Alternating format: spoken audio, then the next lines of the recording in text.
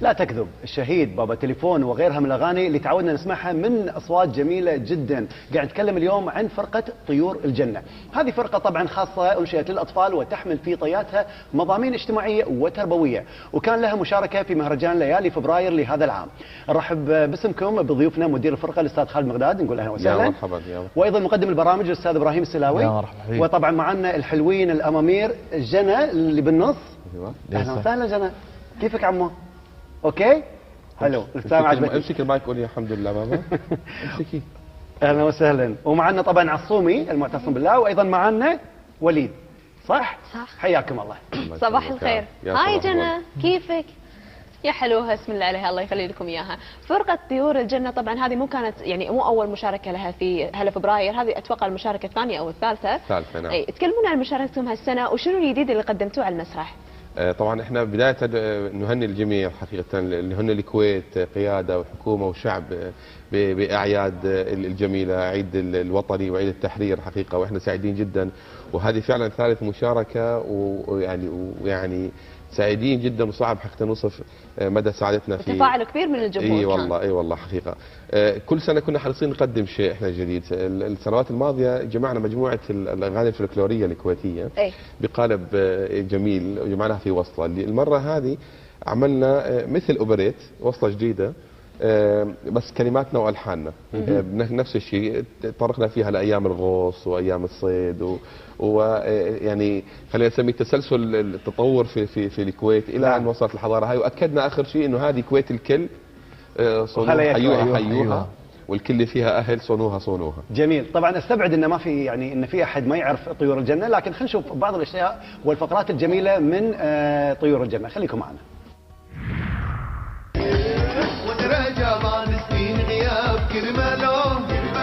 وللي تحمل في العذاب كرماله، وراجع بعد سنين غياب كرماله، وللي تحمل في العذاب كرماله، وراجع اللي صوت مخلي الضحك نحلي ايامه، ضوش موت غني رموه يمحن مو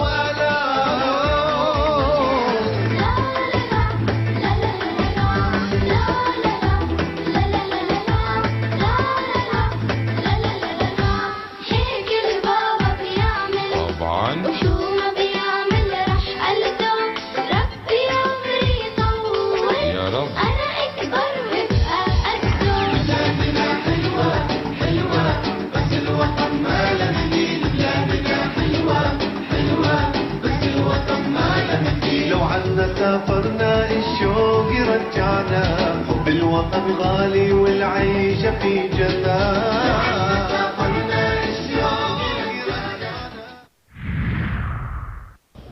فرقة جميلة ورائعة، وعندنا جنى الحلوة. جنى بدك تغني شيء؟ جنى حتغني لنا ماما جابت بيبي. يلا غني لنا. يلا احنا نبدا نشجعها. يلا يلا يلا. مرة 2 3.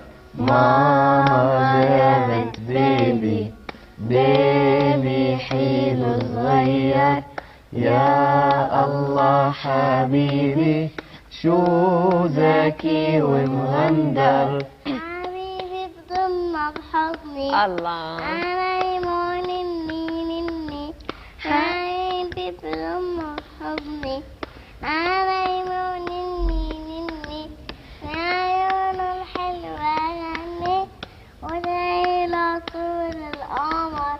ماما جابت بيبي، بيبي حلو صغير، يا الله حبيبي شو ذكي ومغندر. خلصنا. ترى على فكرة انتم الكورال وهي الأساسية اللي قاعد تغني حبيبي. طيب نتكلم عن تأسيس فرقة طيور الجنة، أعتقد من يمكن في منتصف التسعينيات. اي نعم صحيح. كانت هي فرقة كان يعني متخصصة في إنتاج أغاني للأطفال. كان أوديو أغلب الشغل، بس فعليا ظهرت على الشاشة مع بداية 2008 مع تأسيس القناة، وصار عندكم برامج وكذا، وعندنا مقدم برامج أيضا. سولفنا على البرامج اللي في القناة. اولا صباح الوطن الجميل، احنا اليوم معاكم في صباح الوطن، سعيدين جدا، وان شاء الله كل ايامكم ايام اعياد، والوطن دائما نظلها في اعياد جميله. برامجنا يعني هي برامج مخصصة للأطفال، الفئة المستهدفة هي رقم 1 فيها الطفل، متنوعة ما بين مسابقات، ما بين برامج تثقيفية تعليمية. الآن احنا شغالين في برنامج على مستوى الوطن العربي لأول مرة ينزل على الشاشات بهذا المستوى، برنامج لاكتشاف المواهب والطاقات عند الأطفال في برنامج اسمه كنز. والفرصة السعيدة كانت انه اول امس يعني اول دولة دخلناها لبداية المنافسات بوجود عمو خالد مدير القناة والاستاذ عمر الصعيدي ومحمد بشار، بدينا لاكتشاف المواهب والطاقات. فكانت الكويت اول دولة بدأت فيها هذه التصفيات حتى تنتقل من المرحلة، كانت عندنا مرحلة اولى، انتقلنا مرحلة ثانية اللي هي في زيارة الدول، والمرحلة الثالثة ان شاء الله حتكون قريبا في بيروت من خلال شاشة طيور الجنة. فعندنا يعني والحلوين الصغار هني عصومي صح؟ تحب تغني على المسرح؟ وعندك جرأة كذي ما تخاف؟ لا ما كم سنة الحين صار لك تغني على المسرح؟ 4 سنين. 4 سنين ما شاء الله، عندك خبرة يعني الحين.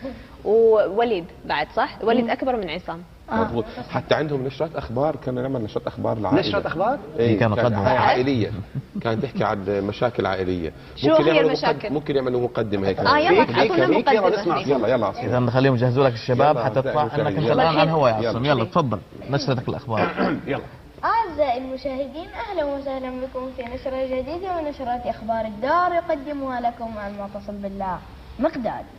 من جديد ولعت الله يسر. نعم أعزائي المشاهدين، اشتعل الخلاف من جديد بين أبي وأمي. نعم كمل فيك. وجنى شو عندك بعد جنى؟ شو ولعت عصومي؟ بتحكي كل مرة عن مشكلة اجتماعية بالبيت تصير.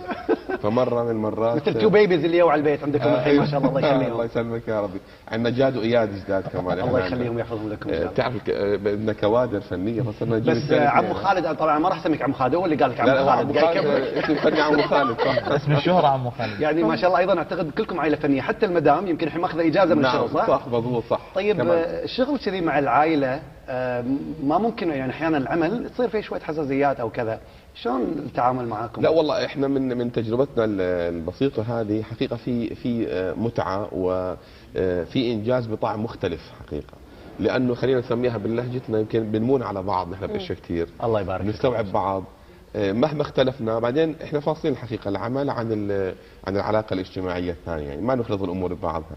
فطالع شيء جديد يعني غير تقليدي بالعمل. وهذا الملاحظ احنا قاعد نشوف الانتاج ما شاء الله. الحمد لله. والانتاج عندنا نوعين، انتاج بشري دائما بتجيب من الاولاد، وانتاج فني يعني عشان شغالين على الخطين يعني بشكل متوازي، فبيعمل عمليه مكس حلو يعني. الله يحفظكم. وبالنسبة ابراهيم للاغاني اللي يغنونها الاطفال او اللي تغنونها حضراتكم، شنو ابرز المواضيع او يمكن المشاكل اللي يعانونها من الاطفال وممكن تطرحونها عن طريق اغنية؟ والله هذا السؤال يعني توجه لابو الوليد بحكم انه يعني هو اللي هو في الغالب هو كاتب الكلمات عندنا والالحان، وبحكم انه برضه هو اب للاطفال بوجههم. احنا في العاده نبحث عن القيم، يعني احنا نبحث عن الترفيه في الاغاني اللي نقدمها لكن مع قيمه، يعني وجبه فيها فائده اللي نقدمها للاطفال بحسب كل فتره. يعني كل فتره القناه بتاخذ منهاج معين تمشي فيه. الفتره هذه بدنا نركز على مثلا تنظيف الاسنان وترتيب البيت والغرفه، والاطفال كيف يكونوا بشكل منظم بيكون التوجيه لها. الفتره اللي بعدها خلينا نتكلم عن الصداقه بين الاصدقاء، ضوابطها، المحاذير اللي فيها الغيره عند الاطفال. يعني كل فتره بيكون في هدف وتارجت معين احنا بنسعى له من خلال الشاشه، بنقدم الاغاني على اثرها. واذا برضه ابو الوليد عنده تعقيب على هذا الشيء. لا ما غير انه فعلا احنا بنركز على موضوع القيم. واضح من خلال اغانيكم. احنا دائما اشكاليتنا يعني قيميه حقيقه وطنيه.